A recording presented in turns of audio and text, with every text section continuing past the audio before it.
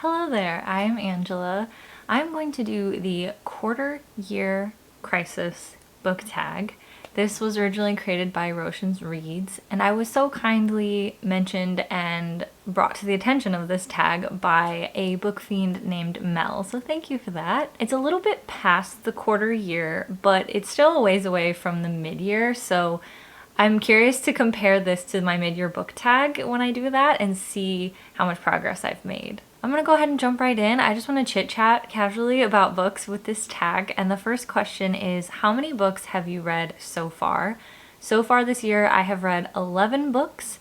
It has been 3,211 pages. Have you already found a book you think might be a 2025 favorite? Yes, I think Welcome to the Hyunam-dong Bookshop might be one of my favorite books of the year. This is a book that I have been reading so slowly, just savoring it with my coffee, and oh my gosh, annotating, dog-earing, highlighting, stamping everything out of this book. This book is one of those books that found me exactly when I needed it, and it's such magic when that happens. This is a Korean book that has been translated to English. It is about Yeonju, who is a young woman who is kind of burnt out and wanting a change in her life, and so she opens up a bookshop called Welcome to the hyunam-dong Bookshop. Not only is the setting being a quaint, adorable bookshop such a great thing for readers, there is also a barista who really talks about coffee and the beans, and then you meet the owner of the coffee company, and you meet a knitter, and you meet so many beautiful, unique characters that are all kind of at places in their life of transition and deciding to figure out if they're going to do what you stereotypically should do in the working grind, or if they want to potentially do something different than what's expected of them.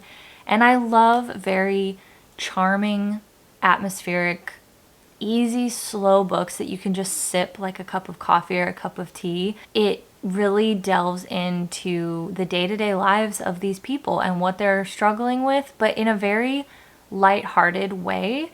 It doesn't feel too heavy. In fact, it feels like such a breath of fresh air, and also very motivating while also relaxing, because it allows you to also take a breath and think about your own life and what you want to do with it. Decide if you want to do what is expected and what is typical, especially in the working class. I know that this is a Korean book and their work and life expectations are not necessarily the same as ours. I know in the United States, we do have a lot of capitalistic expectations, but there is also a lot more acceptance for different alternative ways of living your life, whereas I'm not so sure how that is in Korea. So this is a very popular book there that I have seen. It's a heartwarming Korean smash hit, it says, and it's just so comforting and just wonderful. Any 1-star books? Okay.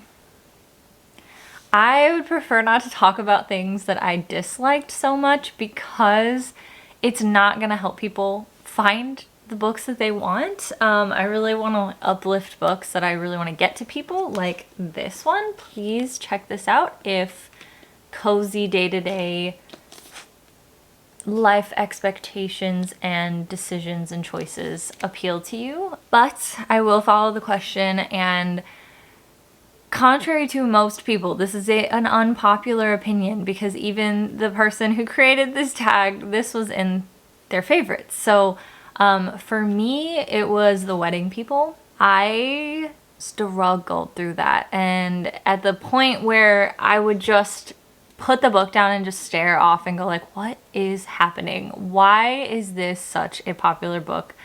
It did not work for me. I really could not believe so many of the choices that the main character was making, and not to mention the other characters. I really like the concept. I like the idea that a person can restart their life. Like, I mean, this is the same concept as this, and I understand that I like cozy things, so this definitely appealed to me more, but it wasn't even that. It was There were so many things that happened in The Wedding People to me that I just felt very bizarre and disjointed and just very unrealistically strange.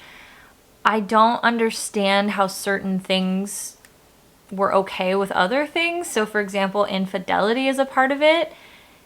Yet then there's also like an interest in somebody else's husband when they just dealt with infidelity. And here's the thing, I'm a millennial. I totally live by dark humor. I get dark humor. I understand that a lot of people thought that this book had a lot of dark humor, so they appreciated it. And I also appreciate talking about a lot of these issues. The choices made by the author were so frustrating to me. Like, I didn't understand how this could happen and then this could happen. And then like you'd be in a scene with the most strange thing happening and I'm like, why was this the choice? And then also actions would happen that didn't make sense. Like, this is a small example, but it was just very bizarre to me.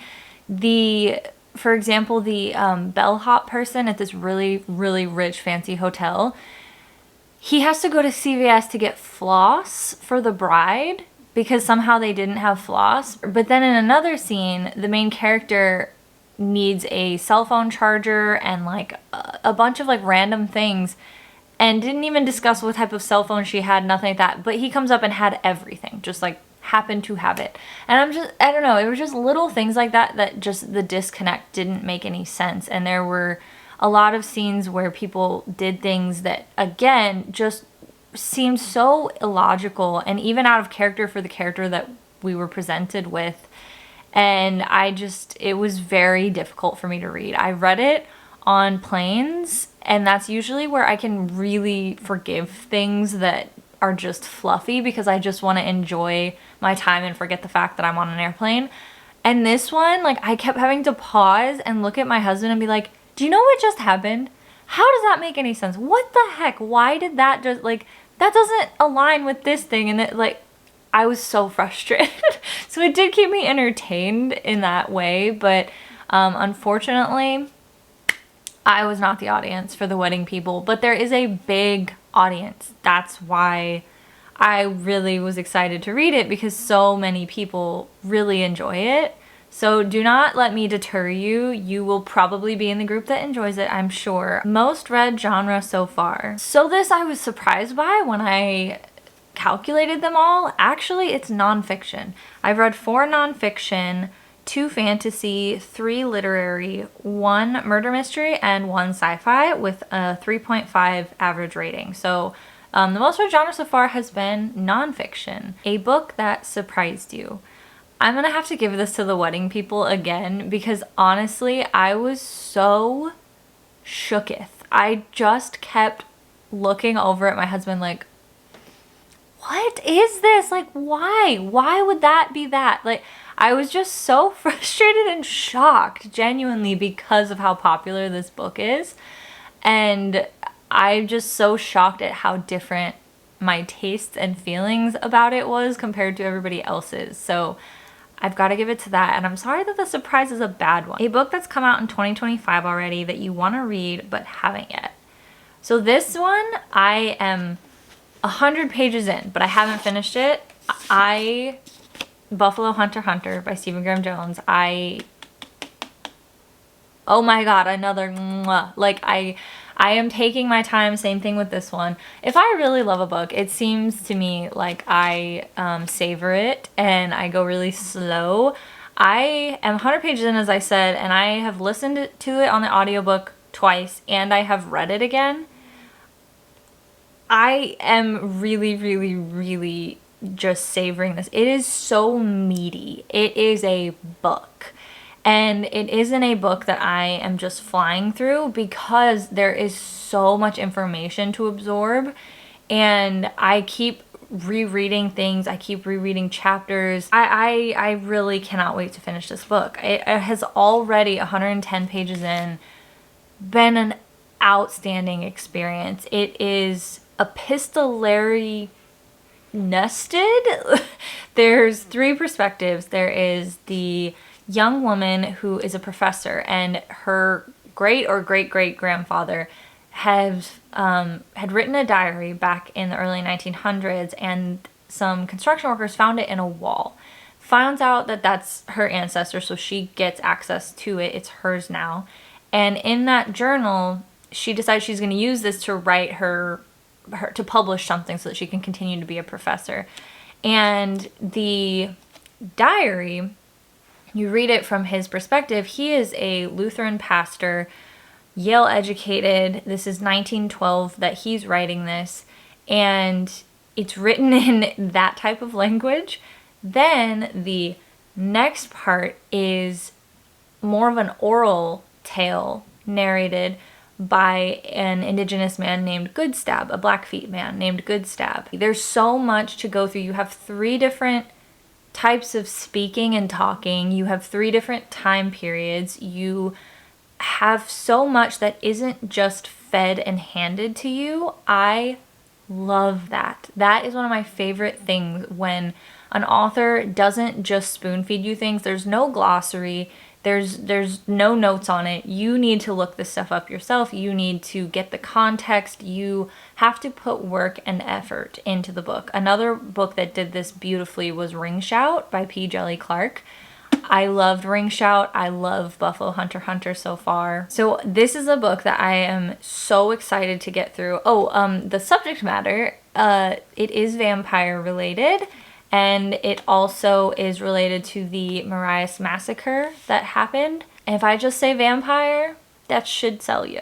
And also buffaloes. So if you, this book has been such an endeavor that I have loved. I can't put it down. I keep listening to the audiobook because it is a cast. The woman and then the 2 men are all different voices that fit them so well. And I just keep alternating between the audiobook, physical, audiobook again, audiobook, like at the same time.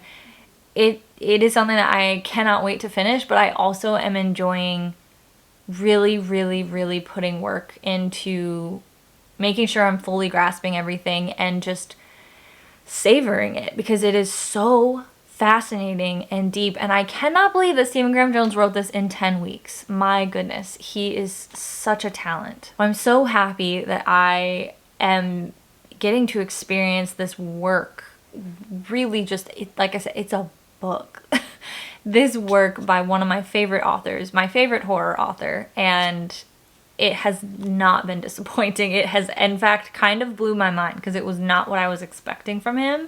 He tends to write more punchy, intense things, and this is just so historical. It's fantastic. A book that is coming out later in 2025 that you want to read. I actually just did a video about that. I have a video about all of the pre-orders that I am so excited for 2025, so I'm going to link that. The 2 that I would say stand out the most to me that I cannot wait to read is V.E. Schwab's new book, Bury Our Bones in the Midnight Soil. Oh my gosh, V.E. Schwab is one of my favorite authors, and I have not read a book from her since Addie LaRue, so I am so eager for a new one, and this is also seems to be vampires and sapphic, so I just am so eager to get to that. Vampires are really my thing lately. I have been reading and watching vampire things so much, and I can't stop consuming vampire content. I really absolutely love how you can connect vampires to humanity and to so many different things about life, and just they're so interesting. But I will say Stephen Graham Jones' version of a vampire is different, and I'm most likely going to do an entire video about Buffalo Hunter Hunter, so I won't go too much in depth right now, but I have a lot to say about Buffalo Hunter Hunter. So another one coming up from my other favorite author, V.E. Schwab. I am so excited for Bury Our Bones in the Midnight Soil. And then the other book that I've waited 5 years for, I can't believe it's gonna be here, is Silverborn by Jessica Townsend. This is the next book in the Nevermore series, and I just love that middle grade series more than any other middle grade series at all. It is my favorite, and we have a lot of loose ends in the last book, Hollowpox, and just kind of weaved throughout the entire series. There's a lot of questions that we have that we are waiting to unravel and to find the answers to. So I'm so curious to see if Silverborn gives us any more answers. It most likely will, so I can't wait. I already pre-ordered it from Libro FM, the audiobook, because Gemma Whalen is the way to consume these books. This narrator just gives all the characters such personality and whimsy. So I've got that from Libro FM. Side note, if you don't know about Libro FM, I really want to push it. Instead of using Amazon and Audible, Libro FM is an audiobook app. I got the app, and it is similar where you pay, right now it says it's $14.99 a month for an audiobook credit, and you get that audiobook. It is yours even if you cancel Libro FM. But the reason why I highly recommend Libro FM is because you choose an independent bookstore of your area or just anywhere that you want to support, and they give a really decent percentage of the profits to that independent bookstore. So instead of it going into Audible and Amazon's pocket again, Libro FM gives money to the independent bookstore of your choice when you download the audiobooks. So try that one if you love audiobooks. And the library also does incredible audiobooks. I always recommend supporting the library. If you also want to support independent bookstores, try getting your audiobooks from Libro FM. I have mine pre-ordered. I've gotten other ones. I'm so excited for it, and it's a great company to support. One goal you made that you're succeeding at. Reading books from my shelves. Oh my gosh, it has been so satisfying. I created a whole bookcase filled with the books that I own that I haven't read yet. That has been my goal for my channel, and I created a TBR game to help me choose which books I'm gonna go and read next from my shelves. And boy, it has been lovely seeing that stack pile up of books that I've had on my TBR, that I've had on my shelves for so long, that I've been so excited to read, and now I'm reading it. So that has been a delight. I'm going to create a count moving forward to go through and see how many I started with and how many I've finished, and that has been such a wonderful goal. I've really been enjoying not watching the books get read, but more like I wanted to read them and I wanted to know what they were, and now it's being done. And I always describe things as a map that is not colored in, and once I read a book, now it's all colored in and filled in, and now I know what that was. And it's so exciting filling all of this in and now knowing what these books are that I've wondered about for so long. One goal you need to focus on.